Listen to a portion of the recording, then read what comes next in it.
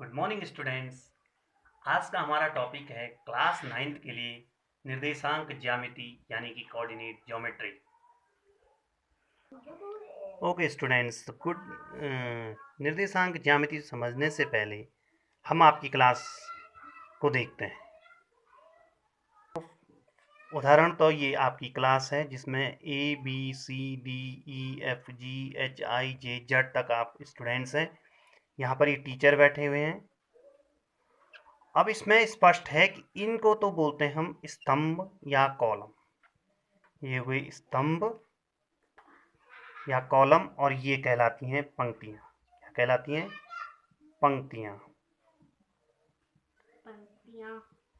स्तंभ और कॉलम के रूप में जब हम विभाजित करते हैं तो हमें स्पष्ट हो जाता है कि जैसे हमने कह दिया कि तीसरे स्तंभ का चौथा बच्चा कौन है, तो तीसरा स्तंभ यहां से गिनेंगे 1 2 3 4 5 और लाइन हो गई 1 2 3 4 5 और 6। तीसरे स्तंभ का चौथा बच्चा यानी कि 1 2 3 4 यानी कि कौन हो गया? थर्ड, तीसरे स्तंभ का चौथा बच्चा तो यानी कि ये हो गया हमारा 1 2 3 4 आर। उसी प्रकार अगर कहा जाए कि ओ की स्थिति क्या है, इस बच्चे की स्थिति क्या है, तो ओ की स्थिति हो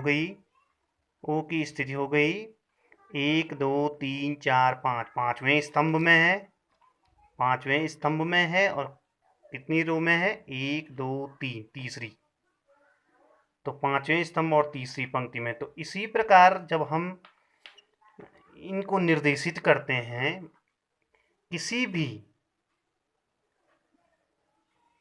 वस्तु की बॉडी की जब स्थिति दर्शाते हैं तो इस प्रक्रिया को निर्देशांक बोलते हैं। यानी कि हमने इसके निर्देशांक लिख दिए, यानी कि अब इसके निर्देशांक होंगे तो 1 2 3 पांचवें स्तंभ में है और तीसरी लाइन में, इसलिए इसके निर्देश कर 5 और 3 हो गया। उसी प्रकार अगर एक क्वेश्चन आ जाए यहीं पे थोड़ी जानकारी के लिए कि दूसरे स्तंभ में चौथा लड़का कौन है, तो दूसरे स्तंभ में चौथा लड़का हो गया 1 2 3 4 यानी कि क्यू हो गया। दूसरे स्तंभ में चौथा बच्चा क्यू हो गया। तो इसी प्रकार जब हम इस पैटर्न को समझेंगे तो इसे कहते हैं कोऑर्डिनेट ज्योमेट्री, यानी कि किसी भी वस्तु की, किसी भी व्यक्ति की, किसी भी बिंदु की स्थिति को प्रदर्शित करना ही निर्देशांक ज्यामिति है।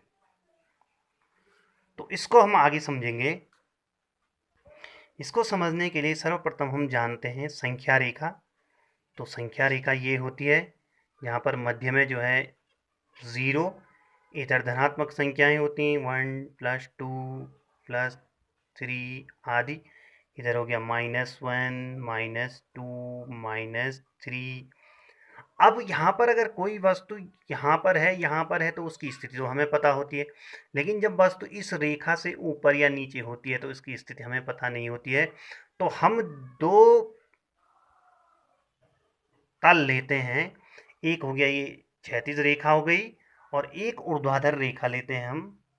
ये ऊर्ध्वाधर रेखा हो गई, यहाँ पे ये 0 हो गया, ऊपर के +1 +2 +3 और नीचे की -1 -2 -3 -4। तो जब हम इन ये क्षैतिज रेखा हो गई,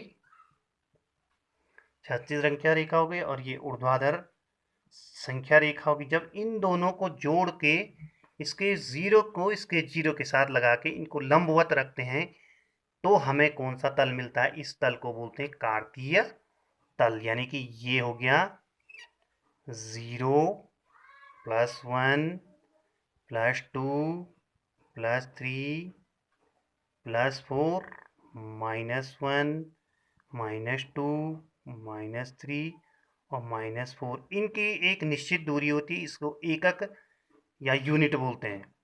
समान दूरी होती है। उसी प्रकार यहाँ पर ये आ जाएगा +1 +2 +3 ऊपर +4, यहाँ नीचे आ जाएगा -1 -2 -3 और -4। तो यहाँ पर जो अच्छा जो ये क्षैतिज रेखा होती है इसको तो हम बोलते हैं, यहाँ पे मध्य बिंदु O हो गया, इसको बोलते हैं एक्स डैश, और इसको बोलते हैं वाई डैश, या एक्स डैश और वाई डैश। तो इस अक्ष को एक्स अक्ष भी बोलते हैं, क्षैतिज अक्ष को, और इस अक्ष को वाई ऊर्ध्वाधर अक्ष या वाई अक्ष, क्षैतिज अक्ष एक्स अक्ष हो गया, और इसको बोलते हैं वाई अक्ष। अब इन दोनों को मिलाकर हमें ये एक कार्तीय तल प्राप्त हो गया, कार्तीय तल प्राप्त हो गया, एक्स अक्ष और वाई अक्ष। अब ये दोनों परस्पर एक दूसरे के लंबवत होते हैं, तो यहाँ पर इस बिंदु में एक्स भी 0 है और वाई भी 0 है, तो अथवा इसको बोलते हैं मूल बिंदु यानी कि ओरिजिन, मूल बिंदु के निर्देशांक। तो मूल बिंदु के निर्देशांक हो गए एक्स भी 0 यानी एक्स का निर्देशांक भी 0 और वाई के निर्देशांक भी 0। अब जब हम इनको हॉरिजॉन्टली और वर्टिकली रखते हैं तो ये तीन समकोण प्राप्त होते हैं हमें, 0 से 90, 90 से 180, 180 से 270 और 270 से 360। तो ये चार चतुर्थांश कहलाते हैं। ये प्रथम चतुर्थांश हो गया, चतुर्थांश का मतलब चौथाई, प्रथम चतुर्थांश हो गया, ये द्वितीय चतुर्थांश हो गया, ये तृतीय चतुर्थांश हो गया, और ये चतुर्थ चतुर्थांश हो गया। अब जब इन चतुर्थांशों में इनके एक्स अक्ष का जो निर्देशांक होता है उसको बोलते हैं भुज। एक्स अक्ष का निर्देशांक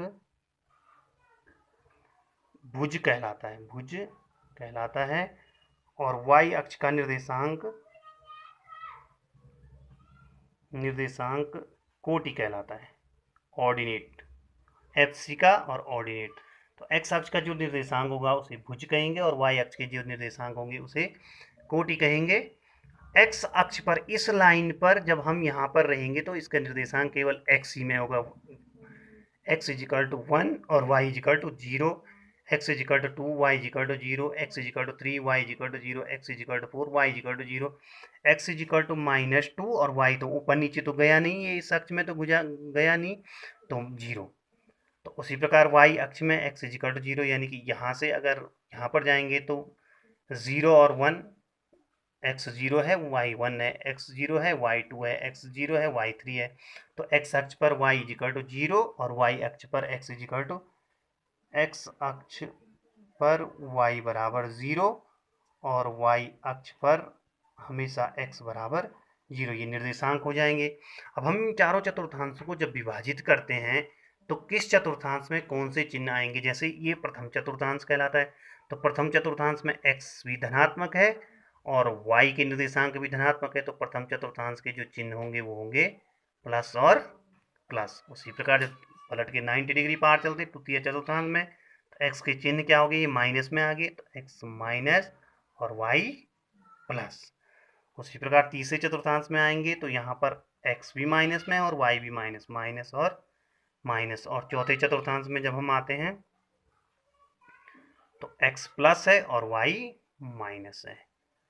तो इस कार्तीय तल को हम इस प्रकार से दर्शाएंगे कि प्रथम चतुर्थांश में निर्देशांक प्लस प्लस, द्वितीय चतुर्थांश में माइनस प्लस, तृतीय चतुर्थांश में माइनस माइनस और चतुर्थ चतुर्थांश में प्लस माइनस। मूल बिंदु के निर्देशांक 0 0 होते हैं।